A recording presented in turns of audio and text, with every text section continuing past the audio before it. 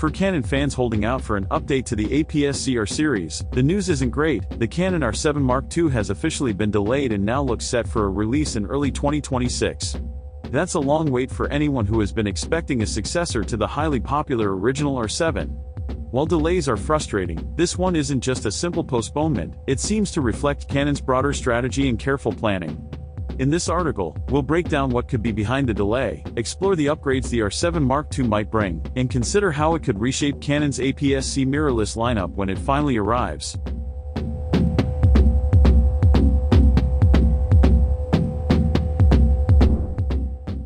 Rumors about the Canon R7 Mark II have circulated for months, but the latest confirmation makes the delay feel more real.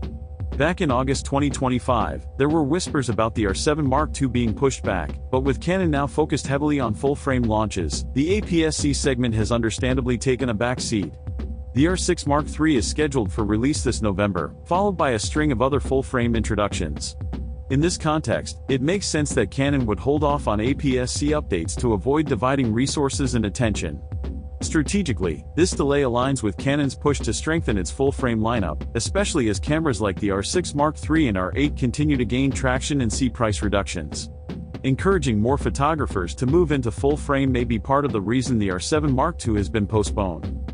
For photographers who favor smaller APS-C cameras, the delay is disappointing.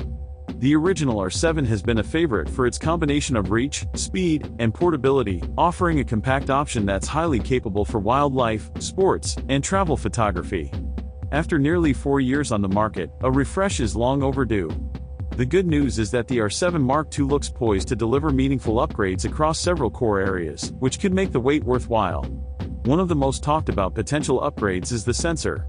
Sources suggest that the R7 Mark II could feature a 32.5 megapixel stacked CMOS sensor, a notable improvement over the current R7. The existing sensor has a readout speed of around 30 milliseconds, which can produce rolling shutter artifacts during fast action shots. By switching to a stacked design, Canon could drastically reduce readout times, bringing the electronic shutter performance closer to what we see in cameras like the R3 or R5 Mark II. This would not only produce cleaner images but also improve responsiveness during high-speed bursts, particularly in electronic shutter mode. The R7 Mark II is rumored to offer up to 30 frames per second electronically and 15 frames mechanically, which, combined with the stacked sensor and updated processing, could make it a highly capable machine for action photography. Processing power is another area where the Canon R7 Mark II could see major improvements. It's expected to feature a newer Digic processor, possibly the Digic Accelerator or a variant of Digic X, bringing faster autofocus tracking, quicker buffer clearing, and more fluid image processing. Overall, this would give the camera a more responsive feel, particularly for photographers accustomed to using the R7 for wildlife, sports, or other fast-paced scenarios. A refined processor would also complement the new sensor, enabling smoother operation even when shooting extended bursts or high-resolution files. Some rumors suggest the body itself could see a redesign. The current 7 South African Rand is compact and easy to carry, but its ergonomics can feel cramped for users with larger hands. The R7 Mark II might be slightly larger, offering a more comfortable grip and improved dial layout. Canon could also take cues from the old 7D Mark II, known for its ergonomic improvements, creating a body that balances portability with professional usability. Subtle changes like a deeper grip, better button placement, or slightly larger dimensions could make a meaningful difference in day-to-day handling, especially when paired with long telephoto lenses. Canon's APS-C line has historically been about balance, compact but capable, lightweight yet versatile. Recently, however, Canon has been moving toward clearer segmentation in its lineup, with some cameras targeted primarily at still photography and others at video. The R50V and C50 are examples of this approach. For the R7 Mark II, early signs suggest it may lean back toward a photography-focused model, though hybrid functionality is still likely. That could be good news for photographers who want a compact APS-C body optimized for high-speed shooting and reach rather than a full-blown hybrid video platform. Video performance is another area generating significant anticipation.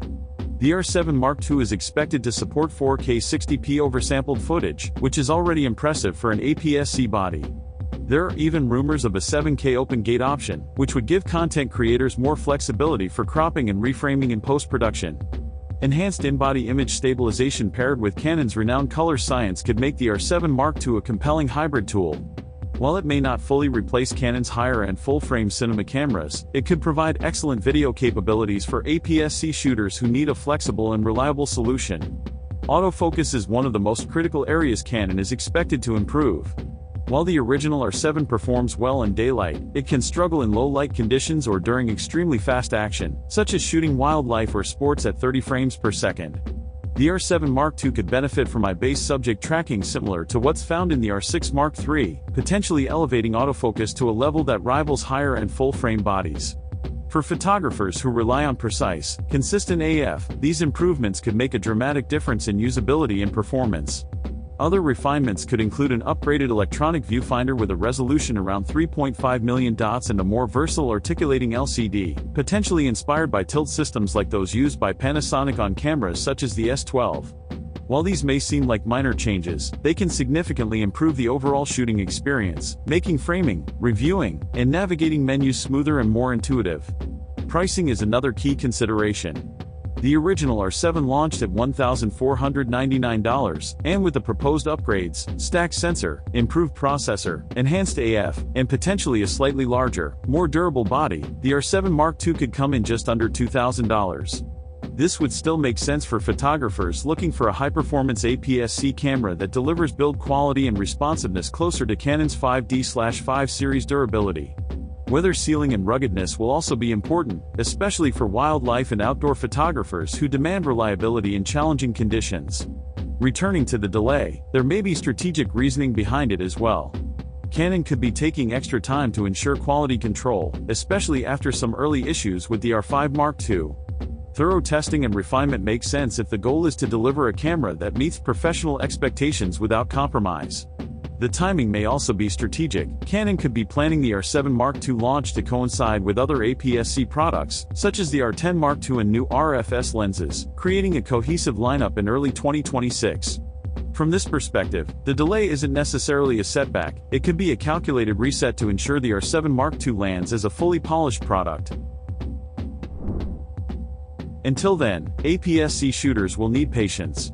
But when the Canon R7 Mark II finally arrives, it could be a true milestone in Canon's mirrorless APS-C lineup, delivering a camera that feels responsive, capable, and professional-grade while retaining the compact convenience that photographers love.